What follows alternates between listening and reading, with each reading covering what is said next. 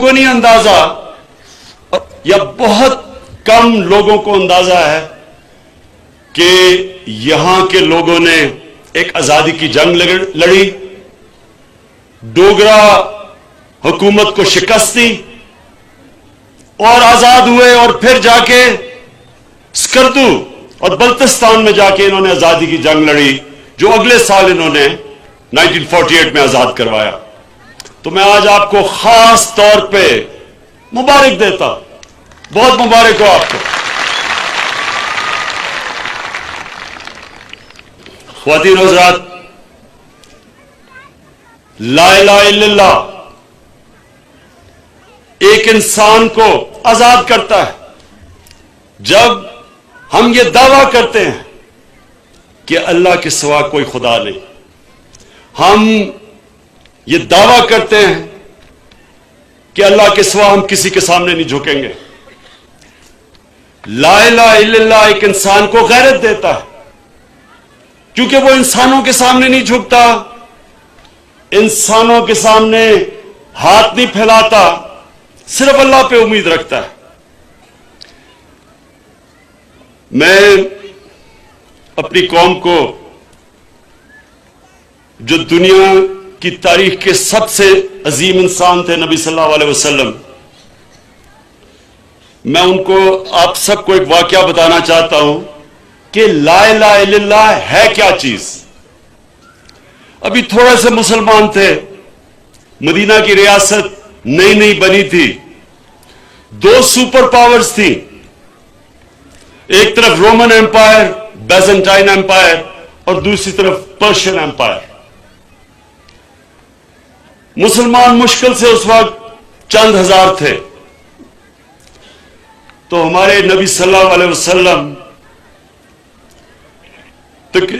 میرے خیال میں 627 تاریخ تھی دنیا کی، جب رومن ایمپرر کو، جو ان کا بادشاہ ہوتا ہے، اس کو خط لکھتے ہیں، اور 628 کو پرشین ایمپرر کو خط لکھتے ہیں۔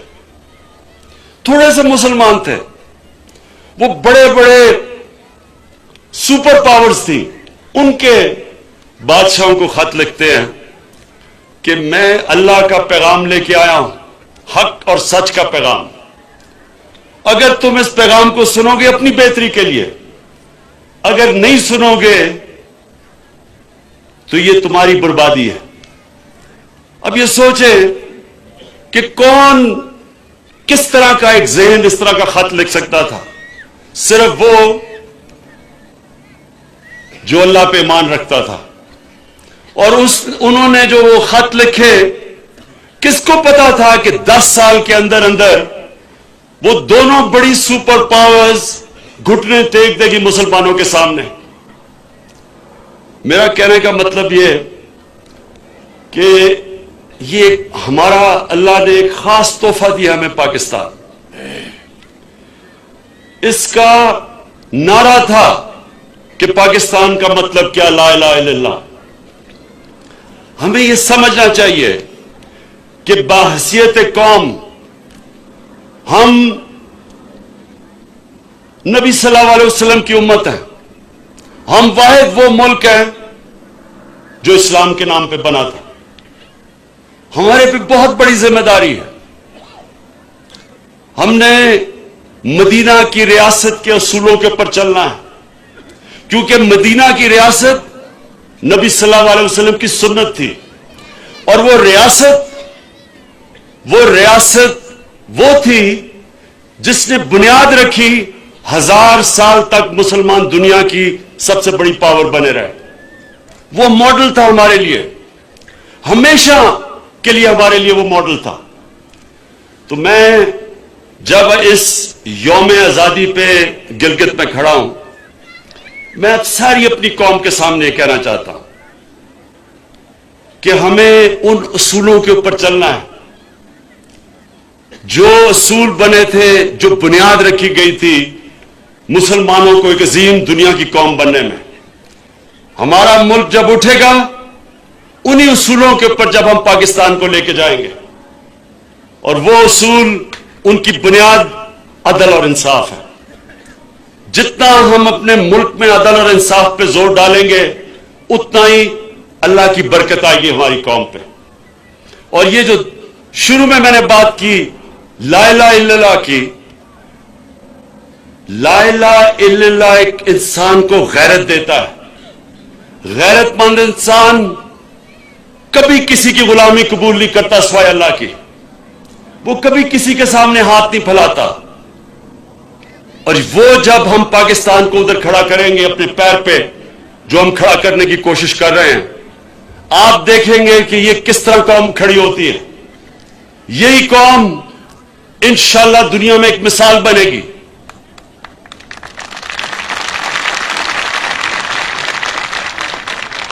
میں آج اپنے کشمیر میں جو ہمارے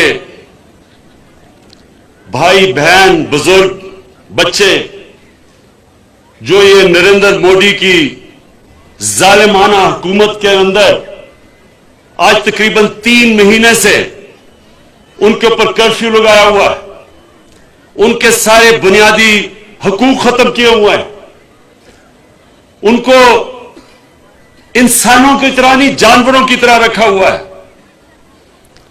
9 لاکھ ہندوستان کی فوج ان کو انہوں نے بند کر کے رکھا ہوا ہے. ان ہمارے کشمیری بھائیوں کے لیے آج میں یہ پیغام دیتا ہوں کہ ساری پاکستانی قوم آپ کے پیچھے کھڑی ہے، آپ کے لیے دعائیں کر رہی ہے. میں آپ کا سفیر بھی ہوں، بن چکا ہوں، آپ کا ترجمان بھی بن چکا ہوں، اور انشاءاللہ دنیا میں آپ کا وکیل بھی بن کے ساری دنیا میں آپ کی وکالت کروں گا.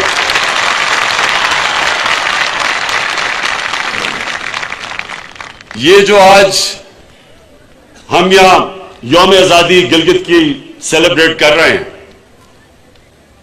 ہمیں یہ سمجھنا چاہیے یہ چیز کہ یہ اگر یہ جنگ نہ لڑتے، ہو سکتا ہے یہ بھی آج اس ایک نریندر مودی کی حکومت کے ظلم کے نیچے آج یہ بھی مشکلوں میں پڑے ہوتے.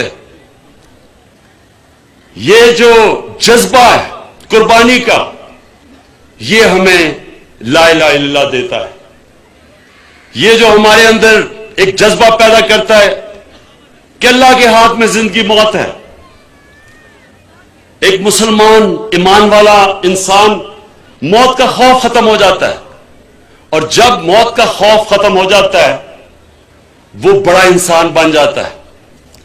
قرآن میں آیت ہے کہ اللہ کہتا ہے کہ جو لوگ ایمان لے آئیں میں ان کے خوف دور کر دیتا ہوں.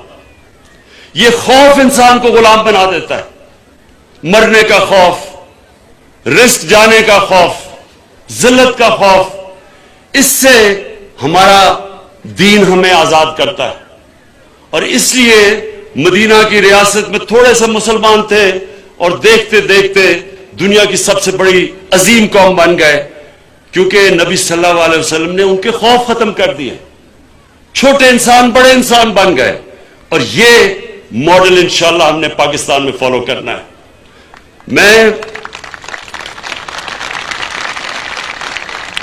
میں آج ادھر کھڑا ہو کے آپ سب کو بتانا چاہتا ہوں کہ میں پہلی دفعہ 52 سال پہلے میں یہاں گلگت آیا تھا. آج سے 52 سال پہلے اپنے اسکول کے ساتھ آیا تھا. تب یہ چھوٹا سا شہر تھا، کاراکرم ہائی وے بھی نہیں بنا تھا، بڑی خطرناک سڑکیں تھی. یعنی یہاں سے گلگت سے جو ہنزا جب جانا تھا تو میں نے ابھی بھی مجھے یاد ہے، مجھے ایک ہی خوف تھا کہ کہیں وہ اتنی سی سڑک پہ جیپ نیچے نہ گر جائے. ہر 2000 گز اگر اس سڑک پہ جاؤ تو نیچے ایک جیپ ٹوٹی ہوئی گری پڑی ہوتی تھی. تو جو بھی یہاں بزرگ بیٹھے ان کو پتا ہے کہ کتنا مشکل ہوتا تھا یہاں سفر کرنا. اور یہ جو سارا علاقہ تھا اس پہ کوئی بھی بڑے مشکل سے کوئی ٹورسٹ آتا تھا. آج اللہ کا شکر ہے یہ سارا علاقہ کھل گیا ہے. اور میں جو آگے دیکھ رہا ہوں، کیونکہ میں یہ سارا علاقہ گلگت بلتستان ساری جگہ پھرا ہوا ہوں، ایک ایک میں یہ علاقہ جانتا ہوں. میں آج آپ کی ساری دنیا بھی میں نے دیکھی ہوئی ہے. میں آج چیف منسٹر آپ کو اور گورنر صاحب آپ کو کہتا ہوں کہ ساری دنیا میں نے دیکھی ہے. سوئٹزرلینڈ، آسٹریا، خوبصورت 3 جگہ دیکھی ہے. لیکن جو گلگت بلتستان میں خوبصورتی ہے دنیا میں نے کہیں اتنی خوبصورتی نہیں دیکھی. ہم نے ایک نیا پاکستان کو کھول دیا ٹورزم کے لیے. 70 ملکوں کے لیے ہم نے ٹورزم ویزے ختم کر دیے ہیں. ایئرپورٹ پہ ٹورسٹ ویزے ملیں گے. ہم نے پاکستان کو کھول دیا ہے. کئی علاقے تھے جدھر NOC چاہیے تھا وہ کھول دیا ہے. تو آنے والے دنوں میں انشاءاللہ آپ دیکھیں گے کہ جو آج ٹورزم ہے اس سے کئی گنا زیادہ ٹورزم آئے گی، جس سے انشاءاللہ یہ سارے علاقے کی خوشحالی بنے گی، حالات بہتر ہوں گے، آپ کا انشاءاللہ زبردست مستقبل ہوگا.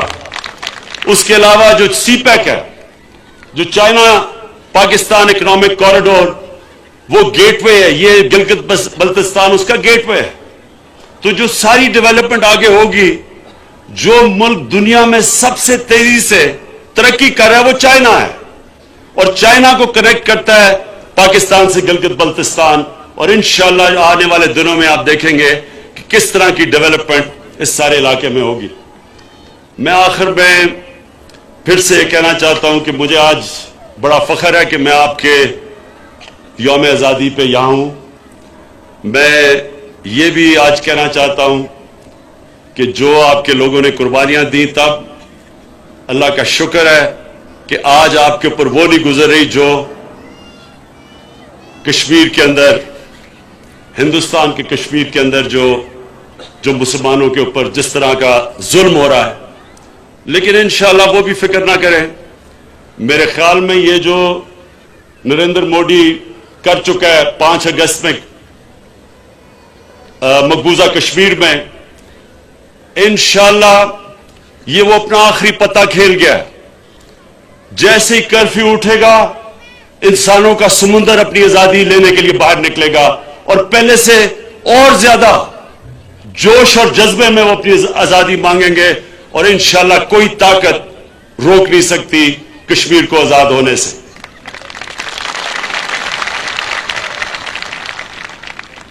میں آپ سب کا شکر گزار ہوں. میں آج ساری فیملیز، اپنی پاکستانی فوج، خواتین و حضرات، آپ سب کا شکر گزار ہوں. آخر میں مجھے یہ احساس ہے کہ کتنی قربانیاں جو ناردرن لائٹ انفینٹری اس نے بعد میں بھی دی، وہ تو آپ نے جو 1947-48 میں قربانیاں دی وہ ہم سب کو پتہ ہے. آج میں شہداء کے وہاں جا کے دعا بھی کر کے آیا ہوں. میں آج خاص طور پہ اپنی پاکستانی فوج کو تو خیر میں خراج تحسین پیش کرتا ہوں، جس طرح انہوں نے دہشت گردی کی جنگ جیتی. جو سپر پاور بھی جس طرح کی جنگ نہیں جیت سکے، انہوں نے جس طرح پاکستان میں جنگ جیتی اور ہمیں قربانیاں دی، ملک کو محفوظ کیا.